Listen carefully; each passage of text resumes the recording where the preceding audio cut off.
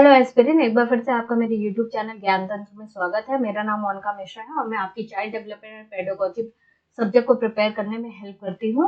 आज हम एनईपी 2020 का पार्ट सेकंड देखेंगे और हम शॉर्टली रिवीजन कर रहे हैं और चीज़ों को समझ रहे हैं। तो आइए आज हम पार्ट सेकंड देखते हैं और क्या क्या चीज़ें कंसिडर की गई हैं उसको भी देखते हैं। तो before starting video, please video पसंद आती है तो लाइक शेयर सब्सक्राइब ज़रूर कीजिएगा। हमने लास्ट आपके बात की थी रीस्ट्रक्चरिंग करिकुलम, जो हमारा रीस्ट्रक्चर हुआ करिकुलम के फाउंडेशनल लेवल, प्रिपरेटरी, मिडिल और सेकेंडरी लेवल के बारे में बात की थी। आज हम कुछ पॉइंट जो एनईपी में मेंशन किए गए उसके बारे में बात करेंगे। सबसे पहला आप देखिए, early childhood care and education the foundation of learning. अब फाउंडेशन ऑफ लर्निंग आपकी फर्स्ट लेवल है, जहाँ पे आपका नर्सरी से लेकर बच्चा 6 क्लास तक आता है, आपका 6 एज तक आता है, फर्स्ट टू सेकेंड क्लास तक की होती है। तो अब यहाँ पे क्या कह रहा है कि जो जब बच्चा 6 वर्ष का होता है उससे पहले ही उसका क्या होता है, 85% ऑफ ब्रेन डेवलप हो जाता है। तो अगर बच्चे को सही न्यूट्रिशन, सही केयर नहीं मिलेगी तो बच्चे का क्या हेल्दी डेवलपमेंट नहीं हो पाएगा, उसका ब्रेन ग्रो नहीं कर पाएगा।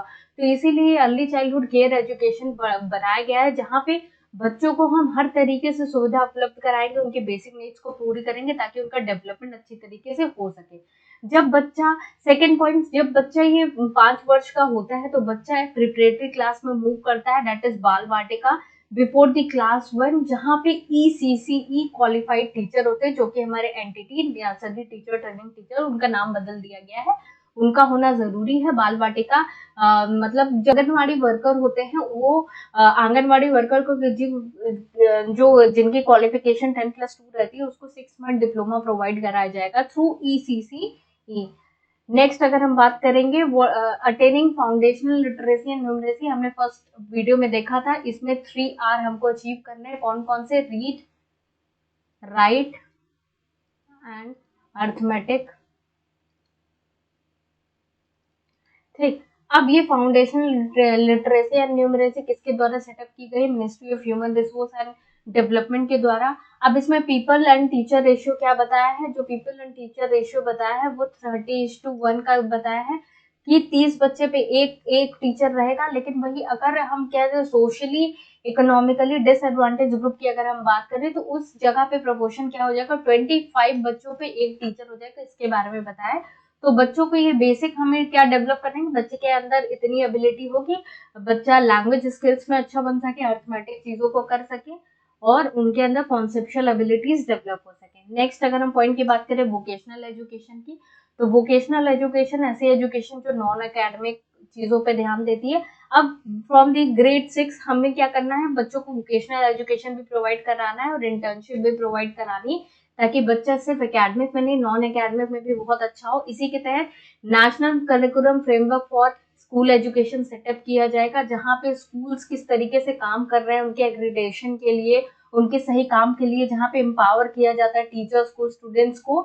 तो वो एक अच्छे तरीके से काम करने की व्यवस्था बनाई जाएगी कि हर तरीके से बच्चों को हम क्या कर सके, एक इक्विटी एंड इंक्लूसिव एजुकेशन की तरफ, एम की तरफ मूव कर सके।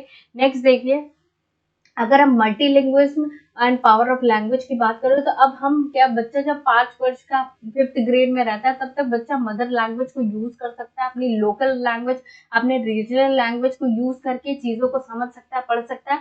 संस्कृत एक ऐसी लैंग्वेज है जो हर लेवल पे ऑफर की गई है, चाहे वो आपका सेकेंडरी लेवल हो, चाहे वो हायर एजुकेशन के लिए हो। तो संस्कृत हमको जो लैंग्वेज वो ऑफर की गई है। देन 3 लैंग्वेज फॉर्मूला चलता है, मतलब कि हिंदी, इंग्लिश और जो इस लैंग्वेज में बच्चा उनकी रीजनल लैंग्वेज हो उसको यूज करके पढ़ सकता है। तो ये आपका लैंग्वेज पर्सपेक्टिव से था। सेकेंड पॉइंट देखिए, अगर हम असेसमेंट की बात करें तो यहाँ पे 360 डिग्री असेसमेंट की बात की गई है, चौमुखी असेसमेंट की बात की गई, जहाँ पे बच्चा सेल्फ असेसमेंट करता है, अपनी चीजों को समझता है, अपने खुद एनालिसिस करता है कि वो क्या गलती कर रहा है, किस चीज में शॉर्टकमिंग्स आ रही है, किस चीज में पॉजिटिव है, मतलब अपना खुद का स्वॉट एनालिसिस करना, strength, weakness, opportunity, threat. Then अगर हम पीयर असेसमेंट की बात करें तो जहां स्टूडेंट दूसरे स्टूडेंट को ही क्या करता है, गाइड करता है, डायरेक्ट करता है, बताता है क्या गलती हो रही है, क्या नहीं हो रही है। थर्ड, अगर हम टीचर असेसमेंट की बात करें तो यहाँ पे टीचर क्या देता है, फीडबैक देता है on the basis of that बच्चा जो होता है अपनी एक्टिविटीज को इम्प्रूव करता है। तो ये जो हमारा असेसमेंट होगा वो पूरा पूरा 360 डिग्री असेसमेंट होगा। बहुत बार क्वेश्चन इससे भी पूछा जाता है, तो इस चीज को ध्यान दीजिएगा। इसमें सेल्फ असेसमेंट, पीयर असेसमेंट और टीचर असेसमेंट आता है।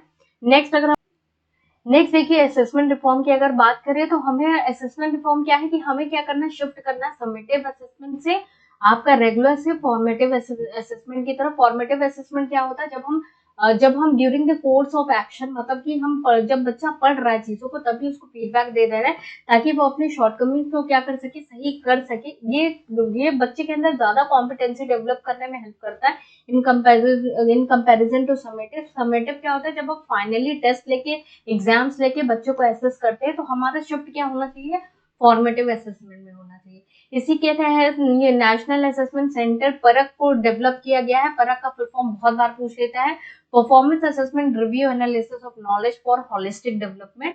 तो ये आपका परख स्टैब्लिश किया गया है और इसको स्टैब्लिश करने वाली बॉडी कौन सी है, एनसीईआरटी है। ताकि बच्चों को मतलब जो जो असेसमेंट है वो अच्छी तरीके से हो सके, ताकि हम एनालाइज कर सके about the level of knowledge, ताकि बच्चे का क्या हो सके, होलिस्टिक डेवलपमेंट हो सके। नेक्स्ट जो हमारा यहाँ पे ऑब्जेक्टिव देखिए कि हम ऑब्जेक्टिव क्या है कि interesting ecosystem banana regarding the education, ताकि जैसे मैंने बताया एम क्या है, holistic development, multi disciplinary approach, ये सब आपके ऑब्जेक्टिव है इस चीज को अचीव कर सके। ये हमारा जो सेटअप बॉडी किसने सेटअप की थी, परख हमारी नेशनल एनसीईआरटी और एससीईआरटी ने मिलकर असेसमेंट रेगुलेटर सेट किया है।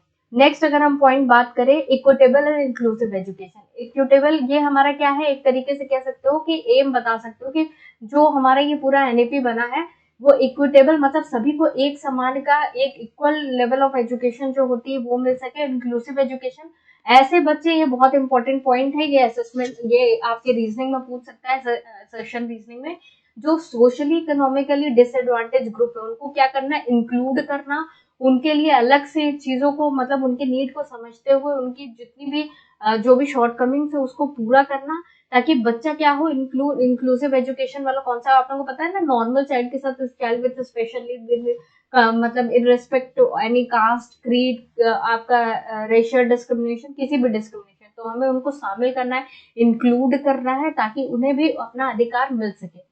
नेक्स्ट, ये हमारा एनएपी है, ये 3 डोमेन में काम करता है। सबसे पहला क्या है कि आपसे याद रखिएगा, cognitive, effective and psychomotive. Cognitive that is related to mind, effective that is related to emotions and psychomotive that is related to physical, आप कह सकते हो हमारी मोटर स्किल्स जो हो गए। तो उस चीज पे ध्यान रखें, तो बच्चे का डेवलपमेंट हमारा क्या होना चाहिए, कॉग्निटिव, इफेक्टिव एंड साइकोमोटिव, तीनों डोमेन में हमको ध्यान देना है। ये भी क्वेश्चन आपसे पूछ सकता है कि किस डोमेन्स में काम करता है। नेक्स्ट अगर हम स्कूल गवर्नेंस की बात करें तो स्कूल गवर्नेंस, यहाँ पे एक स्टैट्यूटरी बॉडी को सेटअप किया गया है, that is state school standard authority, जो कि किस तरीके से स्कूल्स काम कर रहे हैं, एक इंडिपेंडेंट, हर एक स्टेट और यूटी इस आपके स्टैट्यूटरी बॉडी को सेटअप करेगी, ताकि जो भी हमारा सिस्टम है जो वो अच्छी तरीके से काम कर सके, हम एक एक्रेडिशन कर सके, जो ये बॉडी को सेल्फ रेगुलेट कर सके और काम किसी भी तरीके जो भी हमने एम सेटअप किया है उसको हम हासिल कर सके। तो ये बॉडी सेटअप की गई है। नेक्स्ट अगर हम बात करेंगे टीचर एजुकेशन की, तो टीचर एजुकेशन, यहाँ पे national curriculum framework for teacher education setup किया गया है, जिसके द्वारा national council for teacher education के द्वारा with the consultation of NCERT setup किया गया है। यहाँ पे जो टीचर के लिए भी बहुत ज्यादा जरूरी है, एजुकेट है ना, हमको उस लेवल के टीचर चाहिए जो कि ये जो एनएपी की जितनी भी पॉइंट्स हैं उसको ध्यान में रखते हुए, उनके एम्स को ध्यान में रखते हुए काम करें।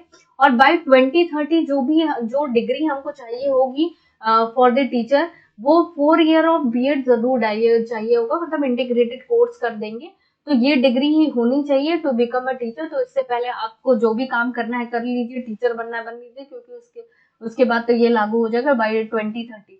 नेक्स्ट अगर हम बात करेंगे फाइनेंसिंग एजुकेशन की, फाइनेंस मतलब पहला जो हमारा इन्वेस्टमेंट का स्तर था जो एजुकेशन में, वो क्या था, अप्रोक्स 4.43 था, लेकिन अब जो हमारा क्या है, इन्वेस्टमेंट बढ़ा के क्या कर दिया गया, 6% ऑफ जीडीपी। तो ये चीज ध्यान में रखिएगा, परसेंटेज पूछ लेता है, तो हमारा जो एजुकेशन का जो इन्वेस्टमेंट है वो हमारा क्या है, 6% है, और पहला क्या था, 4.43 था, तो इस चीज को ध्यान रख। पॉइंट्स तो जो एनईपी में बहुत इंपॉर्टेंट है और ये सारे पॉइंट्स से ही क्वेश्चन बनता है। क्या डोमेन था, कौन सी स्टैट्यूटरी बॉडी किसने सेटअप की है, फर्क क्या है, इसका फुल फॉर्म क्या है, ये सारी चीजें। तो ये शॉर्ट मैंने आपको वीडियो बना दिया है ताकि आप एनईपी का रिवीजन फास्ट कर सको। लेंदी वीडियो ना देके छोटा वीडियो दिया है ताकि आपका रिवीजन, क्योंकि लास्ट टाइम में सीटेट का पेपर आने वाला है, तो इसी तरीके के शॉर्ट रिवीजन वीडियो के लिए आप मेरे चैनल को सब्सक्राइब कर सकते हैं और मिनट में अपने प्रिपरेशन को, अपने रिवीजन को कर सकते हैं। तो थैंक यू एंड